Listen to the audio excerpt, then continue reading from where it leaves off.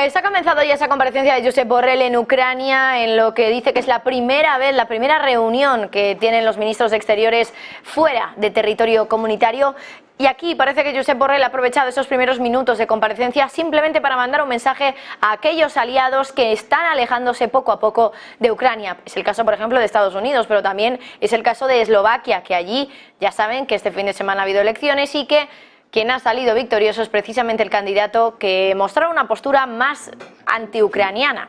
Bueno, pues aquí lo que ha dicho Josep Borrell básicamente es que todos tenemos que trabajar más juntos. Así da la sensación de que Josep Borrell se refiere al resto de países que no están tan por la labor de seguir ayudando a Ucrania como lo estaban hace unos meses. También ha hablado de una nueva ayuda que daría Europa a Ucrania, una ayuda de 5.000 millones de euros al año, anuales en este caso, y que saldría de esa European Peace Facility, de la Facilidad de la Paz Europea. Vamos a seguir escuchando a Josep Borrell.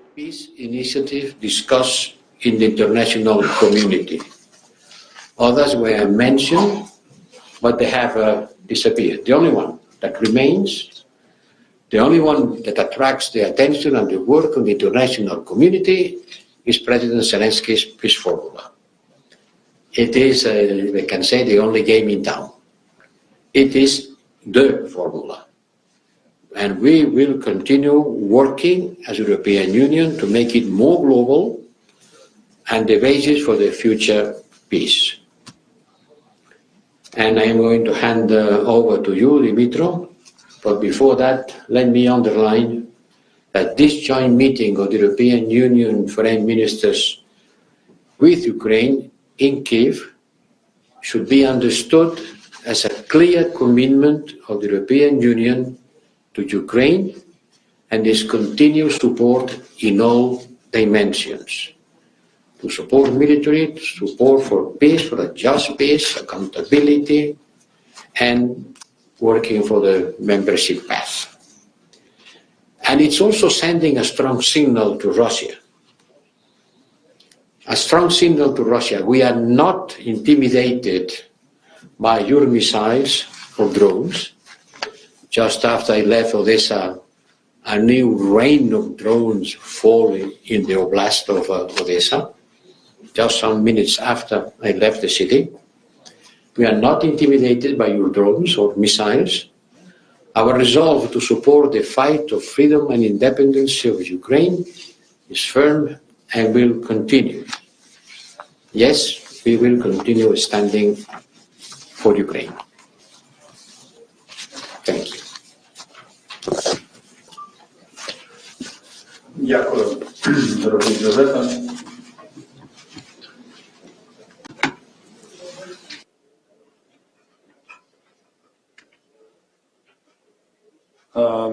Насамперед хочу подякувати високому представнику Європейського Союзу, всім моїм колегам. Bueno, ahora hablando Dmytro Kuleba, el ministro de Exteriores de Ucrania. Ha insistido, por cierto, Josep Borrell en la fórmula de paz de Zelensky. Dice que es la única viable y la única posible que hay y que desde Europa van a seguir trabajando para hacer que esta solución a la guerra sea más global, y también ha insistido en que la celebración de esta reunión en Ucrania, en el territorio ucraniano, debería ser entendido como un compromiso claro con Ucrania, de la Unión Europea con Ucrania, que dice que va a seguir ayudando y que va a seguir apoyando en todas las dimensiones posibles. Y antes de ir ya con el análisis, y enseguida les vamos a comentar también cuáles son los temas que tenemos hoy encima de la mesa, contarles un dato clave hoy en Wall Street. Dato de PMI. Hemos conocido dos datos hoy. El de PMI S&P Global y también el dato de PMI de ISM, que por cierto vamos a tener también aquí a expertos de ISM para comentar el dato más en detalle a eso de las 5:10 de la tarde. Pero vamos a ver cuál ha sido ese dato y cuál puede ser también el movimiento que hoy veamos en Wall Street a raíz del dato de PMI del sector manufacturero que hemos tenido esta tarde. Javier del Valle, muy buenas tardes. Muy buenas tardes, Marta. Pues efectivamente, acabamos de conocer ese PMI manufacturero, en unos días el de servicios. El PMI manufacturero apunta a un rebote este mes. Y es que, como tienen en pantalla, el PMI manufacturero del ISM sale en 49%. Es una mejora con respecto al mes pasado, donde se situaba en 47,6%. Eso sí, pese a que hay una mejora, y de hecho se puede ver en el gráfico, como pueden ver a continuación, esa mejora del ratio, como estando en contracción por debajo de 50, está poco a poco mejorando, pese a eso estamos viendo que sigue en contracción. Por lo tanto, un PMI manufacturero que sí mejora con respecto al mes pasado, de 47,6 puntos hasta 49, pero sigue por debajo del nivel del 50, que significa que la contracción con respecto al mes pasado se ha vuelto a contraer un mes más. Serían ya 11 meses, disculpen, de contracción consecutiva, donde el ratio se ha situado por debajo del nivel del 50, y viendo la mejora que se está produciendo con respecto a un mes, 1,4% de mejora, pues posiblemente el mes que viene, a lo mejor incluso, si esta mejora continúa, podríamos ver el PMI manufacturero de nuevo en expansión por encima de 50, que sería algo novedoso, por lo menos en el último año. De hecho, dicen que el nivel que estamos viendo, los 49 puntos, es el mejor desde noviembre de 2022. Si miramos las categorías, ¿cómo se ha producido este rebote? ¿Por qué ha pasado de 47,6 a 49? Pese a seguir en contracción, vemos una mejora en prácticamente todas las categorías. Vemos que suben, por ejemplo, los nuevos pedidos, 2,4, siguen en contracción, pero mejoran con respecto a lo que veíamos en agosto. Sube la producción un 2,5% también, que ya se pone, de hecho, por encima de 50, está en expansión. Sube el empleo un más 2,7%, por lo que esto estaría mostrando todavía fortaleza en la parte de empleo manufacturero. Y suben los inventarios un 1,8% a 45,8.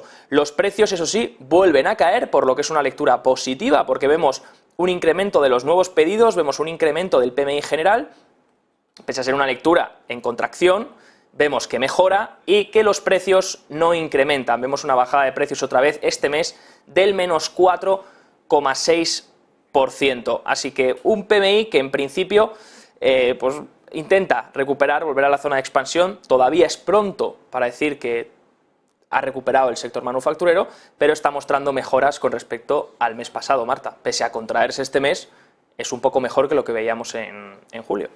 Bueno, pues una mejora, por tanto, del PMI manufacturero. Javi, muchísimas gracias. Lo analizaremos un poquito más tarde con Timothy Fiore desde ISM.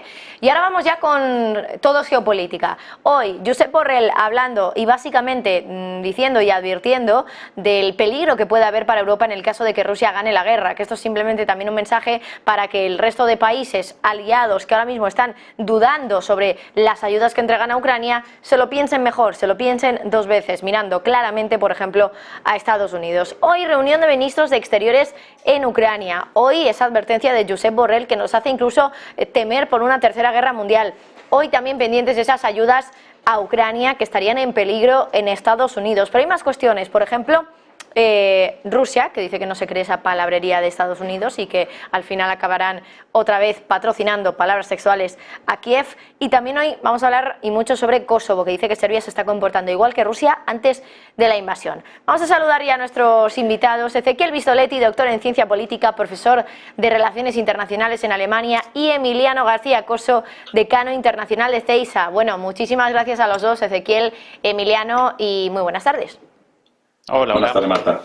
Bueno, hoy reunión de ministros de Exteriores en Ucrania, decía Josep Borrell, que estaba hablando justo ahora, y por cierto aprovecho para recordarles a los espectadores que pueden seguir escuchando a Josep Borrell en un directo en paralelo que tenemos en nuestra cuenta en YouTube, pero nosotros aquí mientras tanto en el directo de negocios vamos a seguir con el análisis.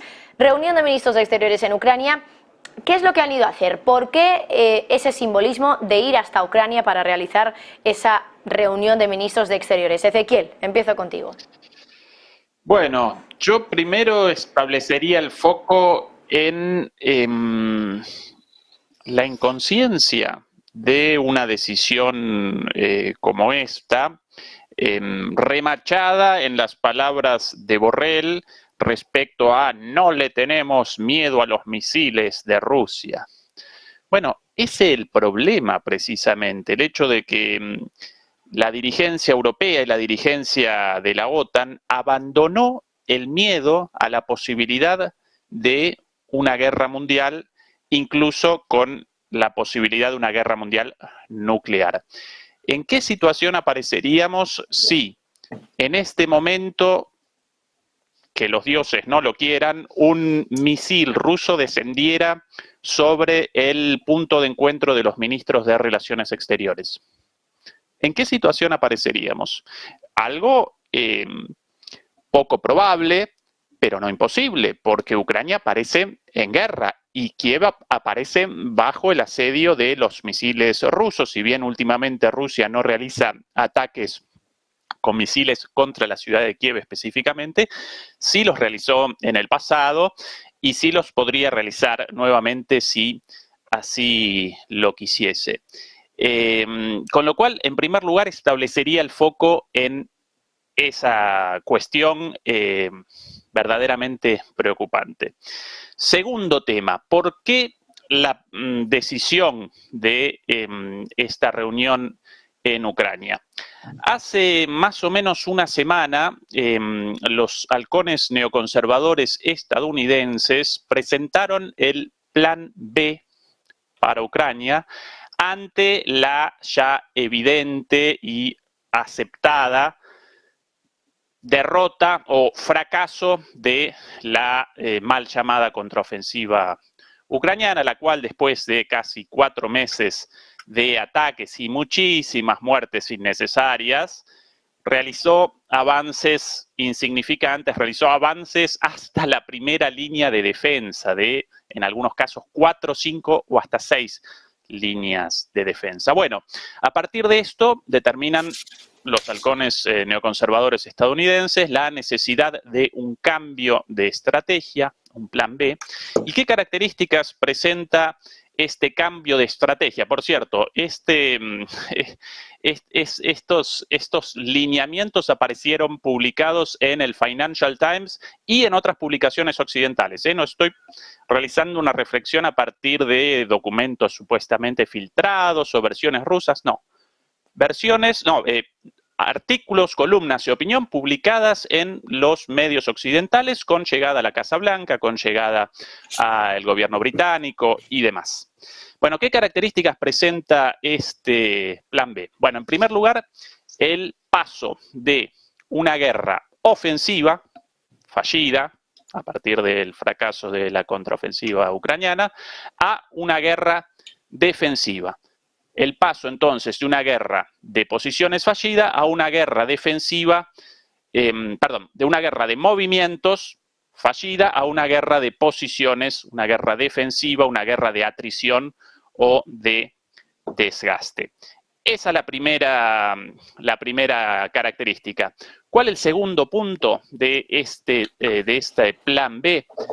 Europa debe aparecer a cargo de esta cuestión porque los Estados Unidos van a retroceder en su apoyo debido a el problema más importante con China, ¿sí? Así que plan B, en primer lugar, el paso de una guerra ofensiva a una guerra defensiva. Segundo punto, el fin o el retroceso del apoyo estadounidense y en su lugar el avance o el aumento del apoyo europeo. Tercer paso de este plan B, la duración de esta guerra defensiva de posiciones. Bueno, presentaron la idea de 10 años de guerra, 10 años en defensa. Tercer paso, 10 años en esta guerra defensiva, tercera característica.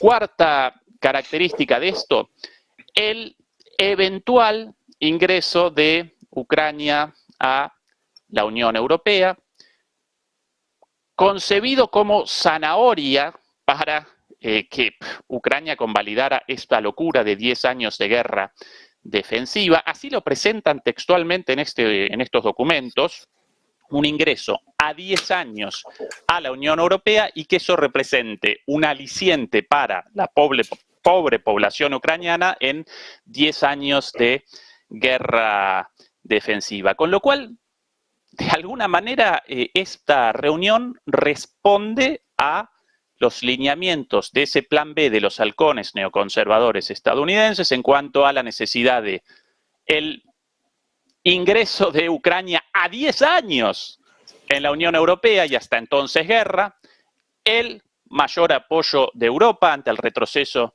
de los Estados Unidos y Europa en el centro, o Europa en el sentido de la Unión Europea, en el centro de esta confrontación sin una participación tan activa de Estados Unidos. Bueno, en ese contexto aparece esta reunión. Ahora bien, ¿qué sentido genera esto para Europa? No ya para los ucranianos, condenados en este caso, en el caso de esta locura considerada Plan B, condenados a 10 años de guerra y al bombardeo permanente de los rusos.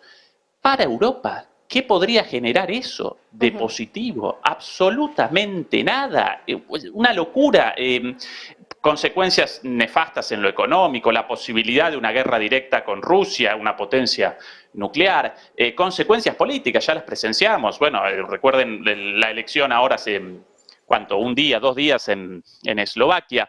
Pero bueno, increíblemente Borrell y el liderazgo europeo motorizan este tipo de locuras. Quiero recordar una vez más algo señalado hace unos días en mi canal, el hecho de que esta metáfora del jardín, la recordarán, la de Borrell, la de representamos el jardín europeo y la jungla aparece al ataque, ¿no? Entonces debemos responder desde el jardín perfecto de Europa contra los salvajes de la jungla. En algún momento lo presentaron como un desliz. Sin embargo, según el propio Borrell, esto descendía, este término del jardín y la jungla, descendía de los propios halcones estadounidenses, y realizando una investigación determiné que el término del jardín y la jungla en realidad aparece por primera vez en un libro de Robert Kagan. Robert Kagan, uno de los halcones estadounidenses más duros de todos, el geoestratega detrás de la planificación de la invasión a Irak, y además, como detalle, el marido de Victoria Nuland. Además, con lo cual, tanto Borrell como otros líderes europeos están recogiendo las ideas de los propios halcones neoconservadores estadounidenses, ubicados dentro del republicanismo en Estados Unidos a la derecha. Esto representa un despropósito. No podemos generar una naturalización de esto, que la dirigencia europea, y especialmente la dirigencia supuestamente de izquierda, proveniente en el caso de Borrell del PSOE, en el caso de Annalena Baerbock de los Verdes, históricamente comprometidas con el pacifismo, que estén recogiendo posturas de la derecha en Estados Unidos. En ese nivel de delirio aparecemos hoy, y lamentablemente ese delirio está determinando un peligro enorme para todos nosotros, los residentes en Europa, frente a la posibilidad de una confrontación directa, ¿verdad? Me parece muy interesante lo que dices, pero también quiero comentar, Ezequiel, y lo quiero comentar ahora también con Emiliano, las palabras hoy de Borrell, que no las ha dicho ahora, pero sí que a lo largo del día lo ha pronunciado, y ha dicho que Europa está en peligro si Rusia gana la guerra. Me da la sensación de que esto es simplemente pues, más argumentos para poder seguir apoyando a Ucrania. ¿Estás de acuerdo con lo que decía Ezequiel, Emiliano? Y bueno, también quería preguntarte por estas palabras de Borrell, si de verdad Europa podría estar en peligro en el caso de que Rusia acabe ganando esa guerra.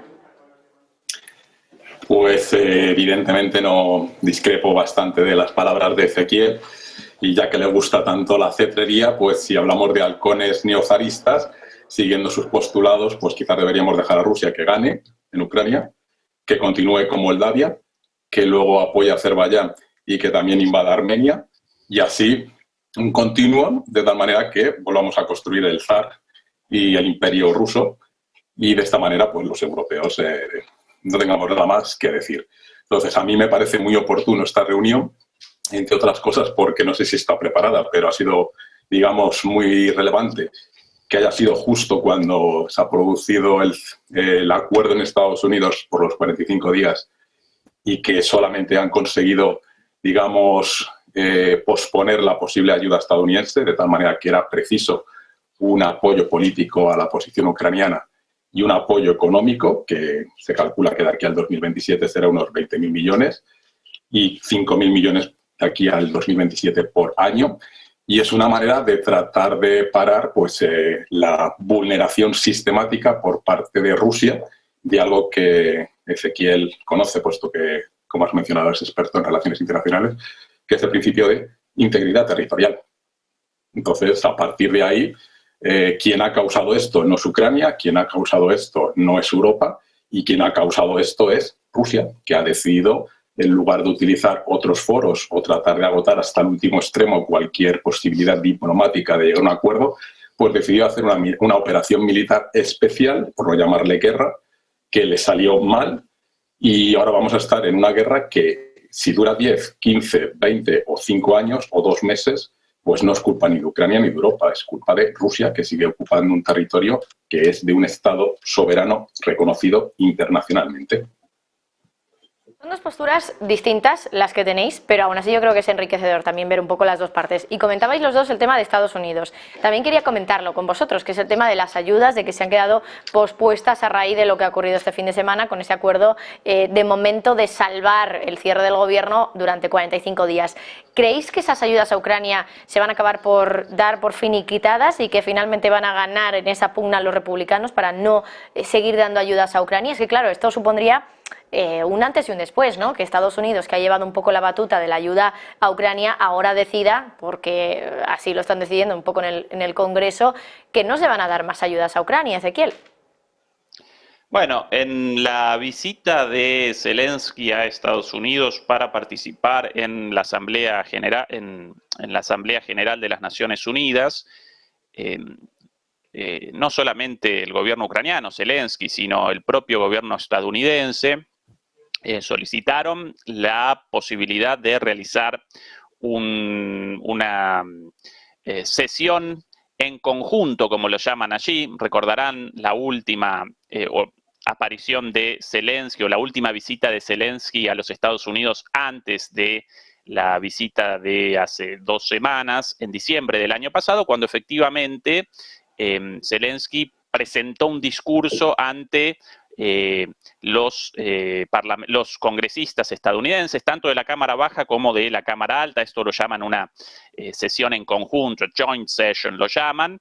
Bueno, para eso debían solicitarla en esta oportunidad nuevamente, y esto fue rechazado directamente por el speaker, por el vocero, en realidad lo llamaríamos en otros países lo llamaríamos el presidente de la Cámara Baja, republicano, quien convalidó únicamente una reunión entre Zelensky y un grupo bipartidario de algunos senadores a favor aún de el apoyo irrestricto a Ucrania, de Estados Unidos a Ucrania, mientras todavía el pedido de la Casa Blanca de un nuevo paquete de ayuda de alrededor de 24.000 o 25.000 millones de dólares todavía aparece sin aprobación por el Congreso estadounidense, con lo cual no podemos determinar a ciencia cierta si Estados Unidos y en particular el Congreso estadounidense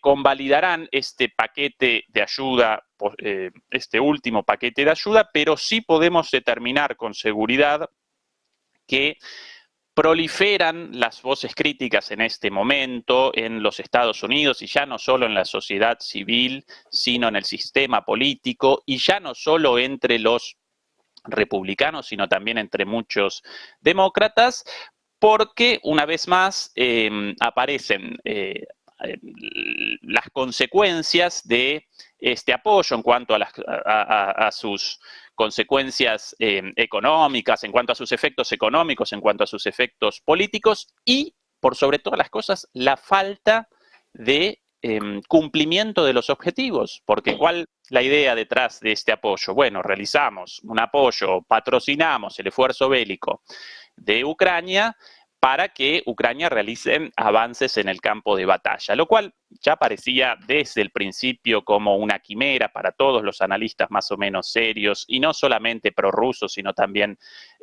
pro-occidentales. Bueno, hoy día eso aparece confirmado con una enorme cantidad de muertes, lamentablemente, completamente evitables, ucranianas, rusas, independiente de todas las muertes terribles. Y bueno, ante la falta de esos resultados proliferan las voces críticas, con lo cual el apoyo de Estados Unidos aparece en cuestión. Pero una vez más, ¿cuál entonces la postura de los halcones estadounidenses? Bueno, abandonemos un poco este entuerto, este problema, y que a partir de ahora los europeos aparezcan a cargo de esta cuestión mientras nosotros redireccionamos hacia China. Así que es el panorama actual. No podemos determinar con certeza si convalidará a Estados Unidos esta última ola de apoyo o no, pero sí podemos presenciar estas crecientes voces críticas al respecto. Emiliano, que te veo haciendo caras, ¿qué es lo que opinas? No, bueno, es que yo creo que independientemente, o sea, ahora no sé, es que el concepto de halcón entre republicanos y demócratas me confunde un poco, pero en todo caso entiendo que va a haber dentro de 44 días que se volverá a votar. Quizás habría que explicarle tanto a los congresistas en este caso, porque en el Senado, al ser mayoritariamente demócrata, no creo que haya ninguna duda al respecto, sino que sería en el Congreso y sobre todo en esa minoría maga de apoyo a Trump, que es donde está el principal problema de la democracia estadounidense actual, pues supongo que si alguien les explicase los beneficios económicos que ha supuesto esta guerra para Estados Unidos, sobre todo en esos halcones de ultraderecha, buscando simplemente la economía y el negocio, pues con todo el tema del fracking y el gas licuado natural, que Estados Unidos ya se ha convertido en una potencia exportadora. Me imagino que también serán conscientes del incremento de pedidos de la industria armamentística estadounidense, que es uno de los pilares de la economía estadounidense. Entonces, como hay unos efectos económicos positivos, y entiendo que serán conscientes de ello, por lo menos los congresistas, ya que se les presupone algo de formación, pues entiendo que en algún momento dado buscarán, si no directamente, indirectamente, tratar de mantener ese apoyo económico. Y si no, pues como eso ocurre habitualmente en Estados Unidos, buscarán a terceros o realizarán préstamos de tal manera que se pueda llevar a cabo ese apoyo, porque a Estados Unidos le interesa seguir enarbolando la bandera de garantía de las libertades. Y si no lo hiciera así, pues entonces tendríamos un serio problema, porque con la ayuda europea única y exclusivamente, ni en términos militares ni en términos económicos, podríamos garantizar que Ucrania sea capaz de mantener. Aunque ahora me imagino que si es que finalmente llega el invierno, pues supongo que todos estos movimientos de ofensiva, contraofensiva, en Bakhmut, en Odessa, etcétera, etcétera, pues ahora se ralentizarán como consecuencia de las cuestiones climatológicas y, por tanto, será menos necesario un suministro tan importante de armamento que hasta ahora, a raíz de los aspectos climatológicos, era más necesario para intentar mantener esa contraofensiva en Bakhmut. Y a nivel internacional, pues supongo que también habría otros apoyos indirectos, puesto que al fin y al cabo la industria armamentística es global. Y entiendo que si no, pues alguna manera habrá que buscar de tratar de mantenerlo, porque si no, lo otro es de darle la razón a aquellos que postulan que lo mejor es ceder a Rusia y que se acabe la guerra, pero las 3 repúblicas más Crimea sea territorio ruso, y que luego sigan con otros países vecinos que también tienen muchas cosas que decir, como es el caso de Armenia, que ahora está en una situación. Azerbaiyán parece que está provocando a Armenia, y como Azerbaiyán está apoyada por Rusia y en parte también por Turquía, pues sería otro conflicto interesante ahí en las proximidades de Europa. Todavía me quedan muchas cosas que comentar con vosotros, porque me interesa mucho este tema de que en Occidente probablemente esté empezando a emerger un sentimiento un poco de hartazgo, y es que no es la primera vez que lo escuchamos. Por ejemplo, hace poquito el ex secretario de Defensa de Estados del Reino Unido, Ben Wallace, ya hablaba de que Europa, o Occidente más bien, se estaba convirtiendo en una especie de Amazon de Ucrania. Tengo que irme a publicidad, pero quiero dejar todavía esta reflexión porque creo que todavía se puede comentar muchas cosas. Vamos a hablar, por ejemplo, de Eslovaquia, de esas elecciones que se han producido este fin de semana y que han dado como victorioso a un candidato que también tiene una postura claramente que no es pro-ucraniana. Lo comentamos enseguida. Emiliano, Ezequiel, a la vuelta volvemos.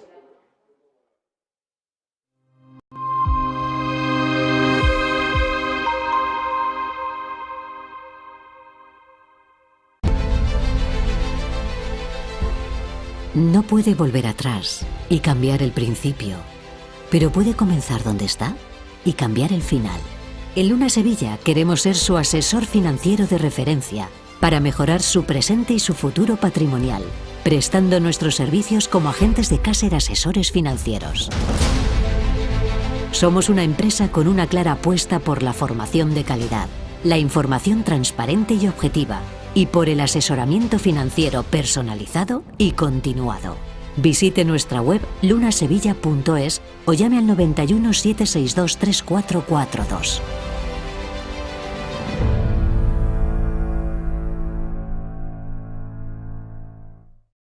Sa ¿Puede poner a prueba vuestra tecnología de trading? Sí. ¿Y vuestra ejecución funciona al milisegundo? Sí. ¿Y vuestros spreads están entre los más bajos del mercado, no? Si quiere, puede probar nuestra primera vez. Es difícil encontrar un broker que cumpla con todas sus expectativas. O quizá no tanto. Active Trades, broker online desde 2001.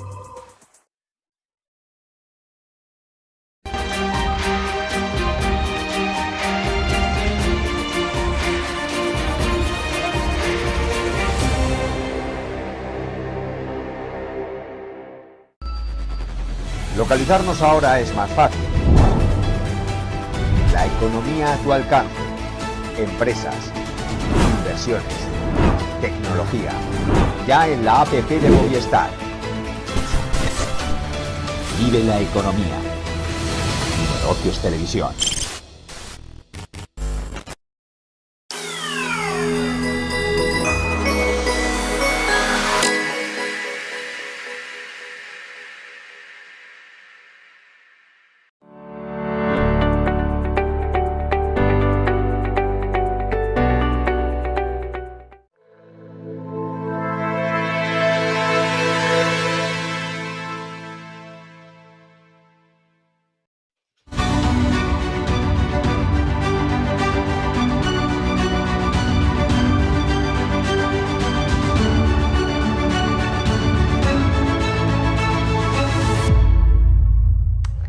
Pues ya estamos de vuelta en Todo es Geopolítica y estábamos hablando de cómo en Estados Unidos de momento se están un poco poniendo en barbecho esas ayudas a Ucrania, o la excusa, más bien, el cierre del gobierno, y es algo que los republicanos están utilizando como argumento para que los demócratas no puedan,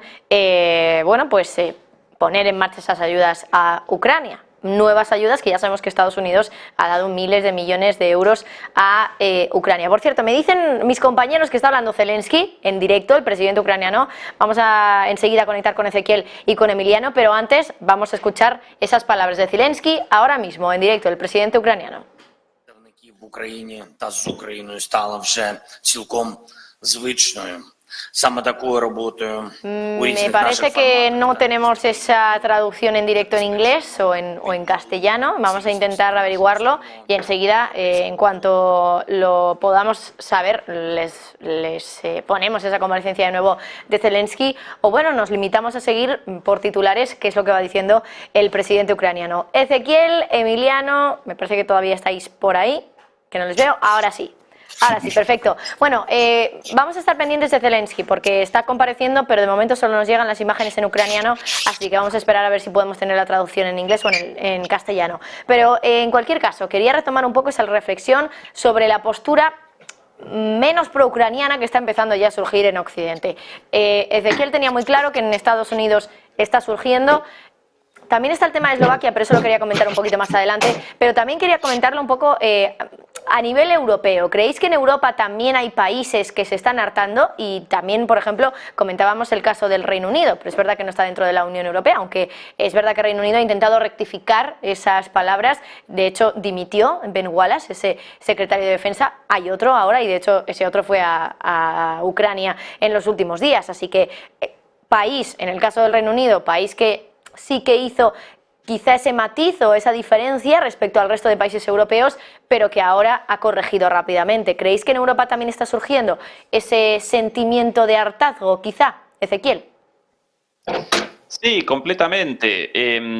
Voy a comenzar mi respuesta a partir de un punto de acuerdo, de coincidencia con Emiliano, en cuanto a que efectivamente esta guerra generó y genera ganancias extraordinarias para el sector armamentístico, para el complejo militar industrial, tanto en los Estados Unidos como en Europa. Hoy presentaron un informe relativo al sector armamentístico en Alemania y documentaban precisamente que la industria militar alemana había generado en el último año ganancias extraordinarias. Claro que sí, ¿cómo no? Lo mismo en Estados Unidos y en mucha mayor medida. De ahí que, efectivamente, los halcones tanto en Estados Unidos como en Europa. Y por cierto, los halcones aparecen a ambos lados del río Bravo, no solo entre los republicanos, sino también entre los demócratas y cada vez más entre los demócratas. Y si no, recordemos las posturas de Sullivan, de Blinken, de Nuland, de Kagan, del propio Brzezinski, en última instancia el padre de esta política de los Estados Unidos. Brzezinski, uno de los teóricos de la expansión de la OTAN hacia el este, demócrata él, enfrentado como contraparte teórica desde los años 70 en adelante en el ámbito académico y teórico de las relaciones internacionales, con Kissinger, también considerado halcón, pero republicano. Así que halcones aparecen a ambos lados, y precisamente porque responden a esta idea expansionista y militarista, no realizan un llamado a abandonar la guerra de ningún modo.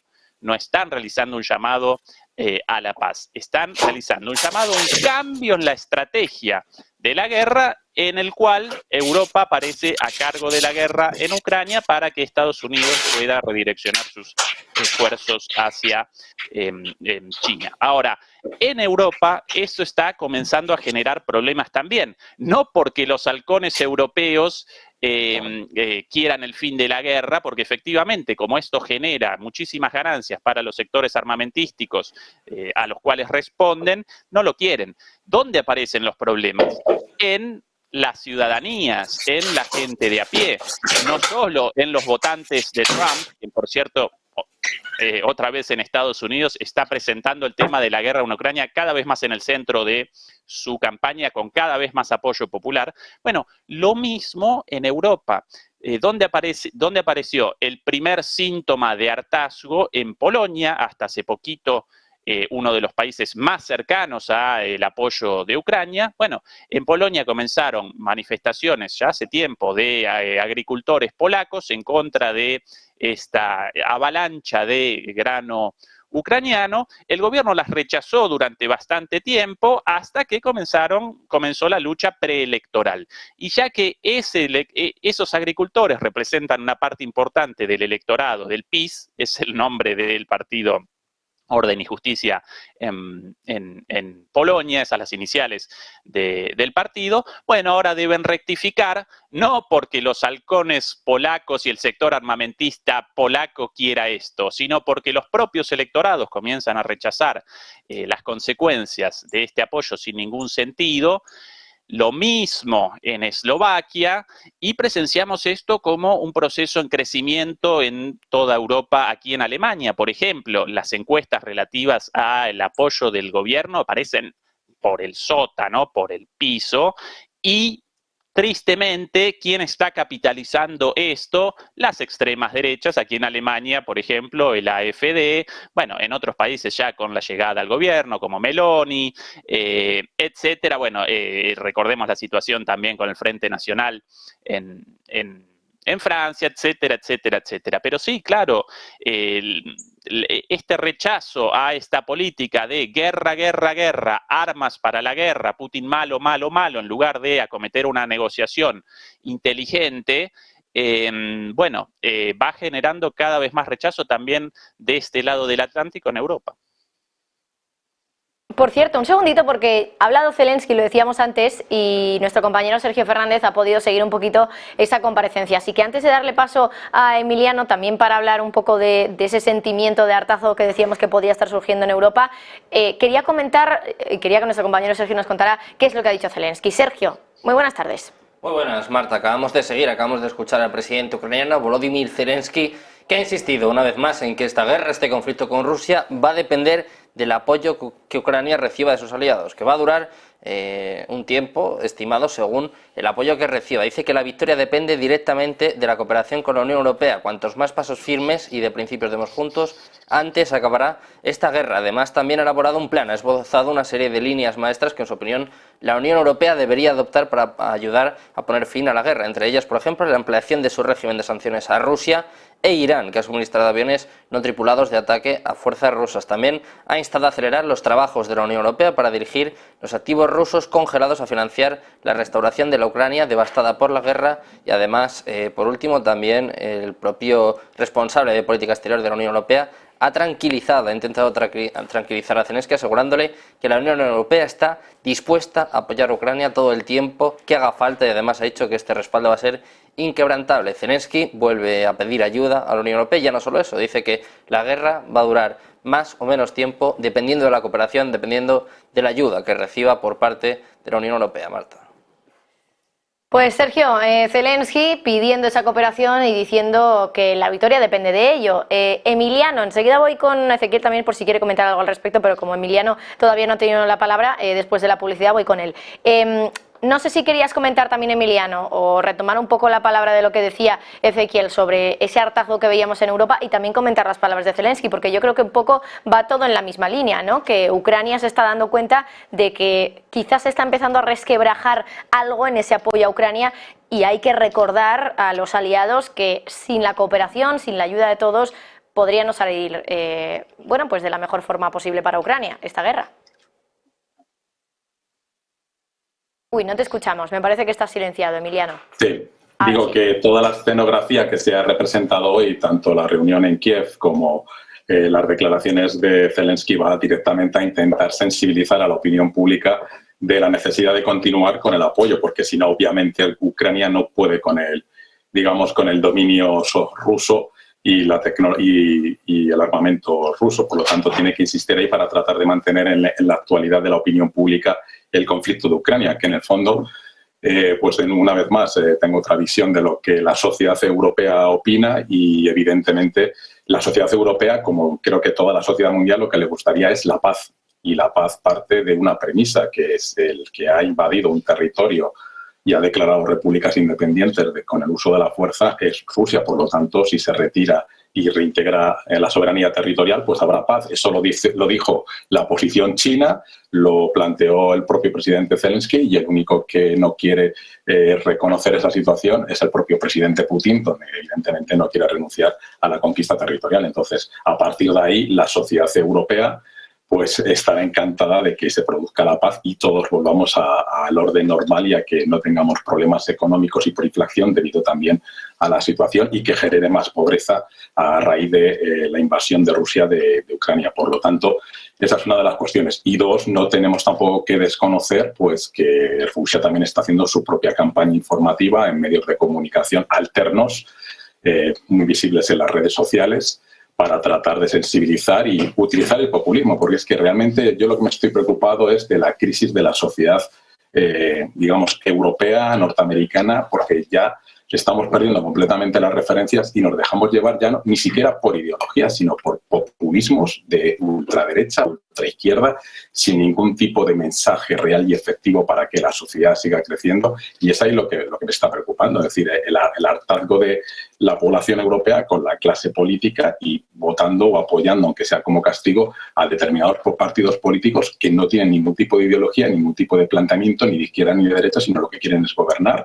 y hacerse con el país para, digamos, controlarlo y, en su caso, sacar el máximo beneficio posible, como acaba de ocurrir en Eslovaquia y esperemos que no ocurra en Polonia, porque ya sería, digamos, la situación realmente peligrosa para toda Europa, que tengamos a Viktor Orbán apoyado por el partido Smer de Fico y a ver qué pasa con los famosos nuevos jóvenes de Confederación, que como tengan que ser socios del partido PiS, como ha mencionado Ezequiel, pues tendríamos un frente de Europa del Este muy curioso, donde solamente quieren Europa para las ayudas económicas, pero no quieren para temas políticos y de calado y de mantener la integridad europea y los valores europeos. Parece que ahí ya están en desacuerdo y que, por lo tanto, debe ser la visión rusa. Bueno, pues eso sería auténticamente una crisis del Estado de Derecho en Europa, que nos ha costado muchos años conseguirlo, y de la política y de la democracia europea, que está en vías en caída libre, como van en estos partidos.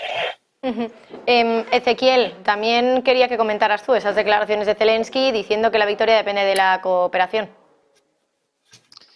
Zelensky en este momento aparece en una situación muy compleja, muy difícil, porque su propia supervivencia política, no ya fuera de Ucrania, sino en Ucrania, responde a la continuidad de la guerra en un contexto en el cual la ofensiva ucraniana parece terminalmente fracasada. Lamentablemente sus fuerzas armadas con muchísimas bajas y la posibilidad incluso de ataques de Rusia en la región de Kupiansk, e incluso a partir del reclutamiento de entre 300.000 y 400.000 personas ya confirmado por miembros del gobierno ruso, una ofensiva en el próximo verano, en el verano del próximo año, para conquistar primero las regiones restantes, los territorios restantes de las provincias anexionadas, y quizás después el sur de Ucrania hasta Odessa. Entonces, Zelensky aparece en esta situación, lo rechazan en Estados Unidos, no puede participar en esta reunión conjunta con un discurso heroico como el año pasado, participa en segundo, como premio consuelo, participa en una reunión semejante, en una sesión semejante en el Parlamento canadiense, y protagoniza una situación verdaderamente deplorable con estos aplausos, esta ovación a un ex miembro de las SS ucranianas, un nazi literalmente, ¿no? Un nazi de la época de Adolfo Hitler, ¿sí? Y de regreso a Ucrania, por cierto, a propósito de eso, yo no participo de la mirada de la inteligencia de los congresistas de los países occidentales, y cada vez más de los congresistas del mundo. Por eso pueden generar episodios lamentables y patéticos como el del ensalzamiento de un veterano nazi, sin siquiera la más mínima conciencia de que si presentan a un ex combatiente quien participó en la Segunda Guerra Mundial contra la Unión Soviética, evidentemente debía aparecer del lado de enfrente junto a los nazis, junto al eje, ¿verdad? Pero bueno, después Zelensky, de regreso a Europa, colisiona con la sorpresa, o aparece en una situación sorpresiva hasta hace poco con respecto a Polonia. Los polacos determinaron que no van a despachar más armas, así que aparece también enfrentado por ahí. La situación de Zelensky aparece muy complicada. Por ahí proliferaban versiones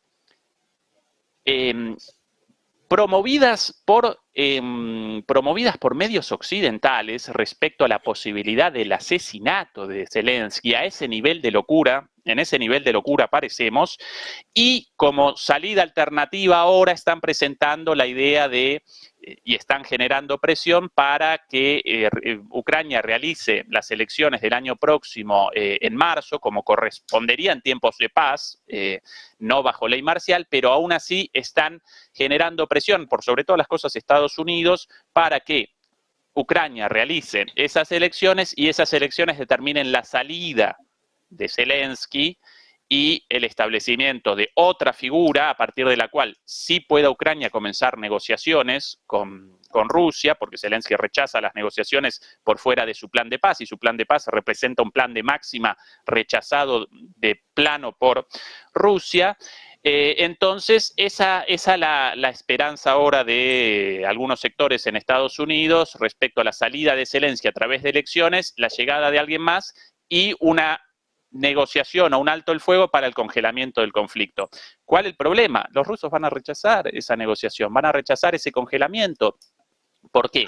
Porque después de que Occidente realizara una apuesta por una salida militar a este conflicto, recordemos que aparecía prácticamente cerrado un acuerdo al principio a los 2 meses de enfrentamiento entre Zelensky y Putin, o entre Ucrania y Rusia, y fue rechazado después de la visita de Boris Johnson y el llamado telefónico de Biden. Realizaron una apuesta por la guerra, Zelensky acompañó esto con la promesa de apoyo eterno, y bueno, ahora entonces rectifican, ahora queremos una negociación con Rusia. Y Rusia ahora, ganando este conflicto, por lo menos en estas condiciones, en cuanto a la geopolítica general no, pero en cuanto al enfrentamiento en concreto sí, ahora militarmente aparece con la mano de arriba de la baraja, va a rechazar, o ya rechazó, de hecho Lavrov ya en varias entrevistas rechazó la posibilidad de una negociación sobre esa base de los 10 puntos de Zelensky, así que vamos a aparecer una vez más en la misma situación de punto muerto, quizás hasta las elecciones en los Estados Unidos y la posibilidad de una victoria de Trump. Es el triste panorama actual de la geopolítica y de la situación de Zelensky en particular en este marco. También hay, hablando un poco de ese sentimiento anti-Ucrania que está empezando a surgir, tenemos este fin de semana, lo hemos tenido ya, esas elecciones en Eslovaquia, y aquí el que ha salido vencedor es el candidato que más anti-Ucrania era, básicamente, el que tenía esa postura más anti-ucraniana. Es verdad que los países del este, y creo que eras tú, Ezequiel, que citaba el caso de Polonia, ya estamos empezando a ver ese sentimiento de hartazgo. ¿Qué puede implicar que también lo estemos viendo en Eslovaquia y que precisamente haya ganado la candidatura que tenía la postura más hacia este lado, hacia el lado de desligarse un poco de la ayuda a Ucrania? Emiliano. Bueno, a mí lo que me sorprende de la victoria, aunque no tampoco tan holgada, del señor Fico, es que tiene algo muy en común con el presidente Putin, que es cuando un periodista habla mal de mí, lo mato, lo ordeno matar, que es lo que le dio lugar a que en el 2020 tuviese que dimitir a raíz de la supuesta connivencia, además de todos los casos de corrupción suya y del resto de la cohorte que la acompaña y que está acreditado con diferentes investigaciones penales. Entonces, me queda la esperanza de que haya una coalición, aunque no está fácil construirla, para evitar que entre dentro de un club democrático garante de los derechos humanos, entre otros la libertad de expresión, un presidente que dirija un país que, por muy pequeño que sea y por la poca aportación que pueda hacer a la ayuda a Ucrania, pues no gobierne este partido. Y lo mismo digo de Hungría y lo mismo digo de Polonia, porque uno de los pilares de la existencia de la Unión Europea es que sean estados democráticos, delante de los derechos fundamentales, y eso incluye a todos, incluida la libertad de expresión, y que evitar en la medida de lo posible que haya actos de corrupción. Entonces, cuando se acusa de corrupción a Ucrania, que evidentemente hay las pruebas de algunos funcionarios, pues habría que mirar también hacia adentro, y hay casos pasmosos dentro de los 3 mandatos que tuvo Fico en Eslovaquia, y espero y deseo que efectivamente haya un intento de coalición alterna, porque si no, este señor tendría que votar en temas de defensa, seguridad y relaciones externas por unanimidad, y evidentemente pues ya tendríamos a Hungría, Eslovaquia, Chequia, que tampoco contribuye mucho, y ya veremos qué pasa el 22 de octubre en Polonia. Pues Rusia habría conseguido algo que lleva haciendo muchos años, que es tratar que el proceso de integración europea no siga avanzando, porque evidentemente supone una amenaza para Rusia en términos políticos y en términos económicos.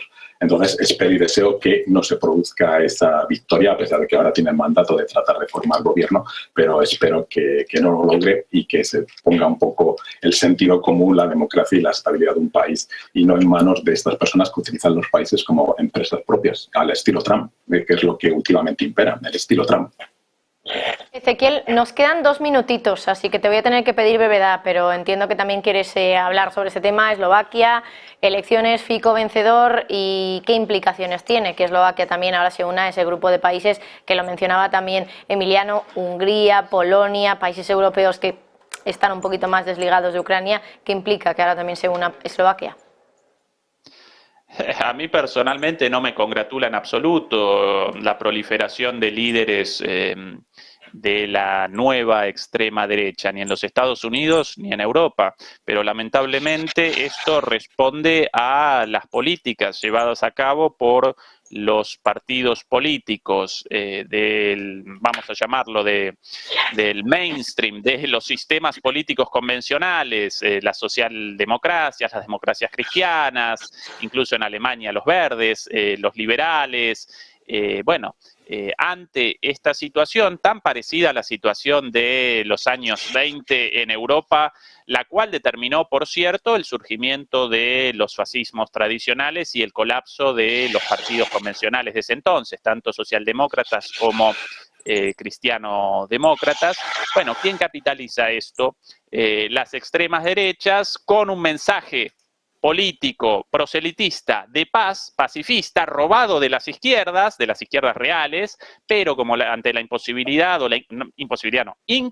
de las izquierdas de presentar programas políticos sobre la base de esta propuesta de negociación y paz, pero además de muchas otras cuestiones fundamentales para el restablecimiento de los niveles de vida conocidos en el norte global, tan deteriorados en los últimos años. Bueno, ante esa incapacidad, ¿quiénes aparecen? Trump, Víctor Orbán, aunque Víctor Orbán ya comienza desde antes, Meloni, ahora las elecciones, la victoria en Eslovaquia, el AfD tercero y camino a segundo, el AfD, el partido de la nueva extrema derecha en Alemania, ya aparece en el tercer lugar y de camino al segundo lugar por encima del Partido Socialdemócrata de Scholz.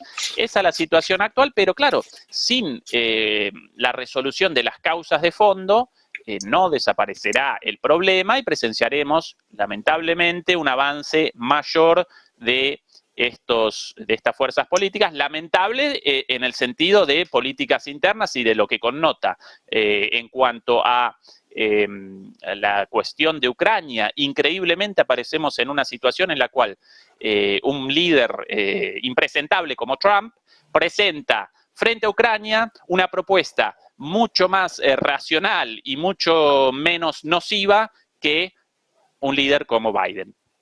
Esa es la triste realidad. Ezequiel y Emiliano, como siempre, un placer teneros aquí y también daros las gracias porque siempre está bien también tener dos posturas diferentes, ¿no? Y ver también pues qué piensan unos, qué piensan otros, porque yo creo que también enriquece bastante el debate y la reflexión de cada uno. Así que Ezequiel, Emiliano, muchísimas gracias. Muy bien, muchas gracias. Muchas gracias. Hasta luego, buena tarde. Bueno, y hasta aquí lo dejamos con geopolítica, con Todos Geopolítica. Vamos ya, como siempre, con la economía, con las finanzas, con los mercados financieros. A la vuelta, en unos minutos.